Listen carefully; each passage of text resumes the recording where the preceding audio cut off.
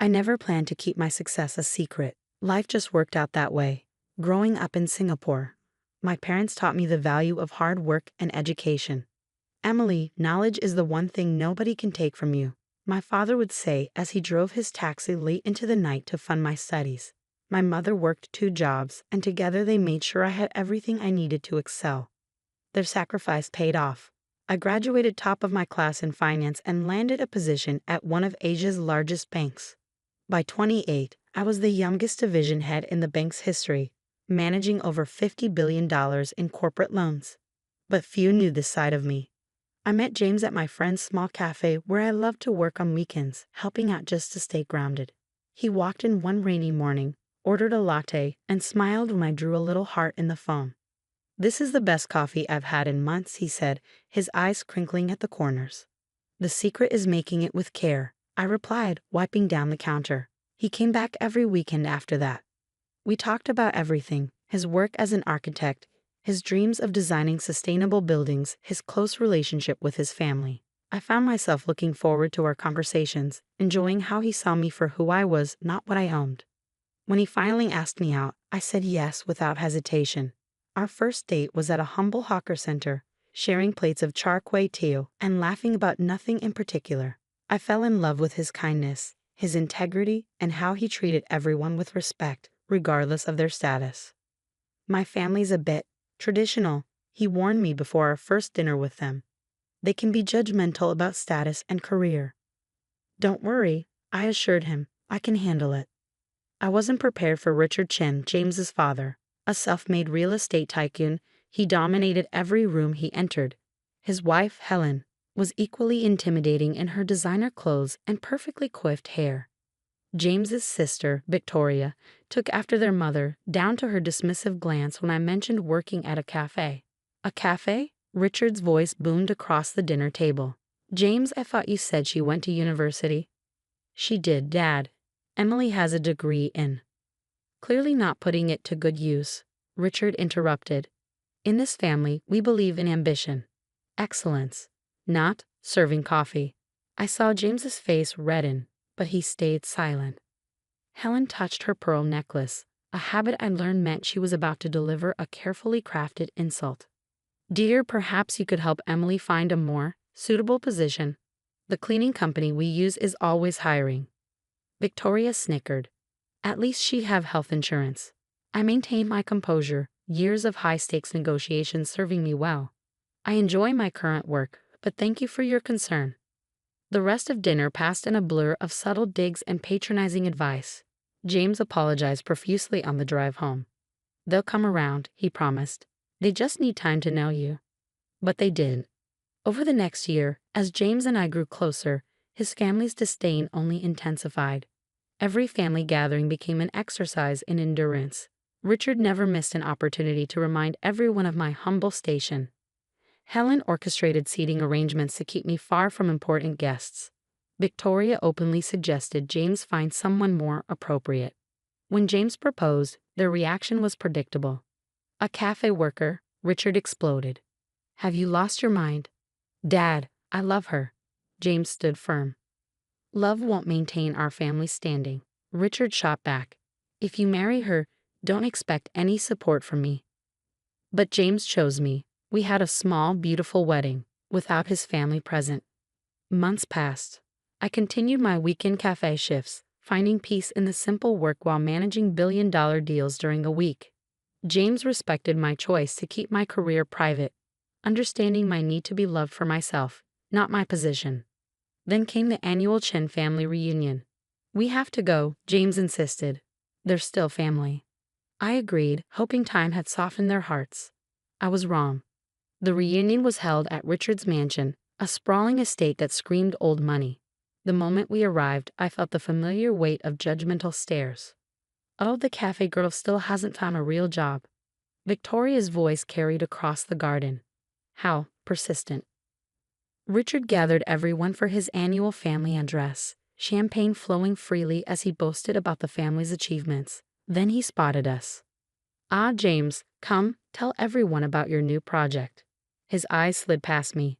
"And your wife can serve drinks. It's what she's good at, yes." Laughter rippled through the crowd. James opened his mouth to protest, but before he could speak, a commotion erupted near the house. Richard's secretary came running out, face pale. "Mr. Chen, urgent call from the bank." "Not now," Richard waved her off. "We're celebrating." "Sir, it's about the emergency loans." "They're denied." Richard's smile faltered. "Impossible. I spoke with the division head yesterday." "No, sir. The new CEO is reviewing all major loans personally. They're requesting a meeting tomorrow." I felt my phone vibrate, my own secretary calling. I knew what this was about. Richard's company had been flagged for suspicious accounting, and as CEO of the corporate banking division, I had ordered a complete audit. The timing couldn't have been more perfect. "Excuse me," I said quietly, stepping away from the crowd to take my call. "Ma'am," my secretary whispered, "Chen Development's financials are worse than we thought. The audit shows systematic misrepresentation of assets." "Send me the files," I replied. "I'll review them tonight." When I returned, Richard was in full crisis mode. His face had lost its usual smugness, replaced by barely concealed panic. He was barking orders into his phone while Helen hovered nearby, wringing her perfectly manicured hands. Victoria sidled up to me, her voice dripping with false sympathy. "Looks like Daddy's company is having issues. Not that you understand business matters. More champagne?" I smiled politely. "No, thank you. But I do have a question. How's your position at your father's company?" She preened. "I'm Executive Vice President of Operations." "Interesting. And what exactly do you do?" Her smile faltered. "I oversee things. Important things.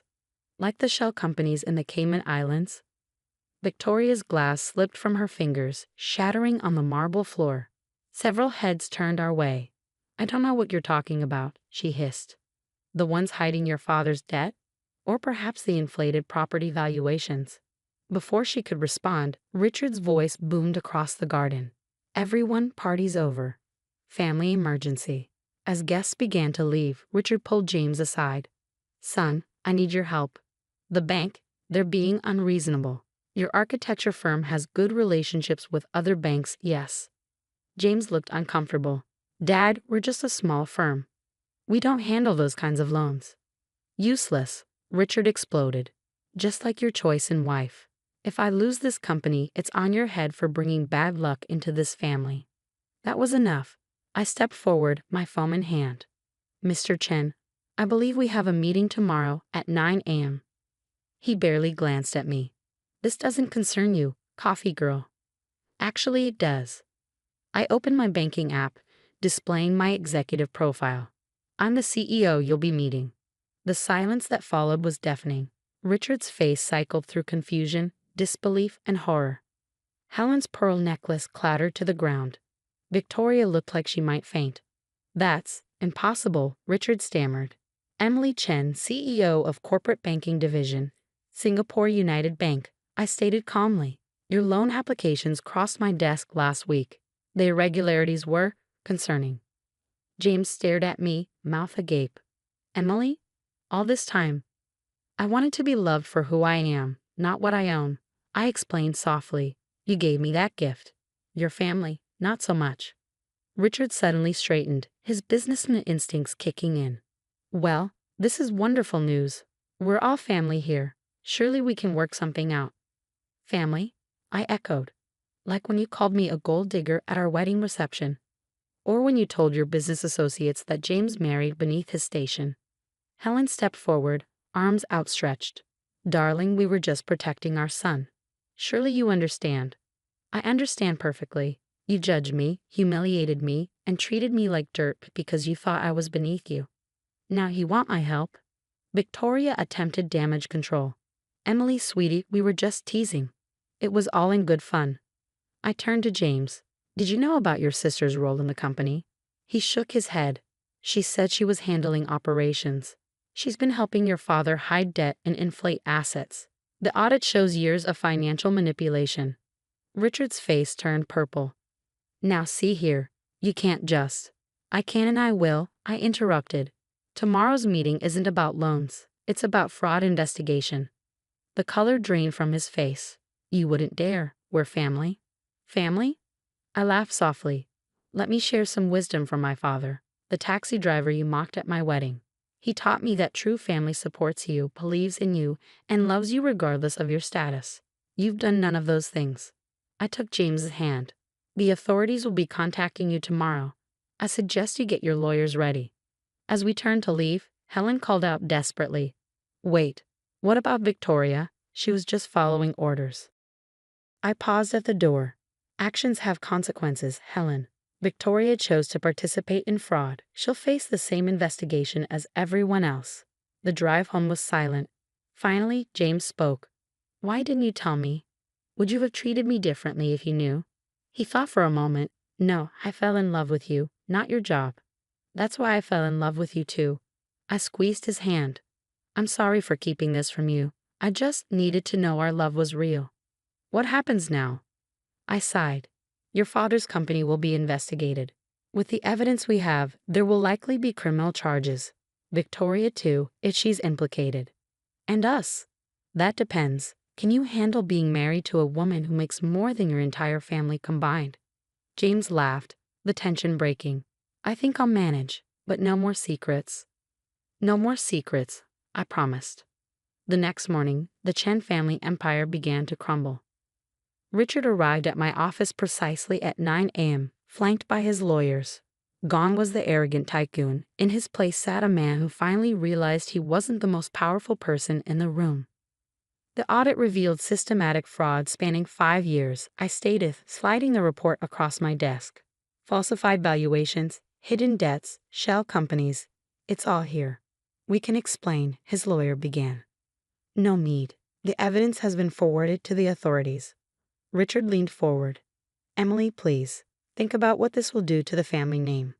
Like you thought about my reputation when you told everyone I was a gold digger?" Before he could respond, my secretary interrupted. "Ma'am, the police are here." What followed was a media circus. Chen Development CEO arrested for fraud splashed across headlines. Victoria was taken into custody next, her designer handbag clutched to her chest as officers led her away. Helen had a very public breakdown at the country club. James stood by me through it all, though I knew it pained him to see his family fall apart. "They did this to themselves," he said one evening as we watched the news coverage. "You just exposed the truth." Weeks turned into months. The investigation uncovered more than even I had suspected. Richard had been running a complex scheme, using inflated property valuations to secure loans, then channeling the money through shell companies. Victoria had helped coordinate the fraud, her executive position nothing more than a front. The trial was swift. Richard and Victoria were both sentenced to prison. 8 years for him, 5 for her.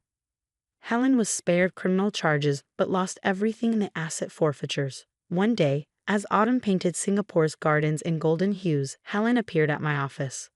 "I know I have no right to be here," she began, her designer clothes replaced by simple cotton. "But I need to say something." I gestured for her to continue. "I was wrong about you. So terribly wrong." Tears filled her eyes.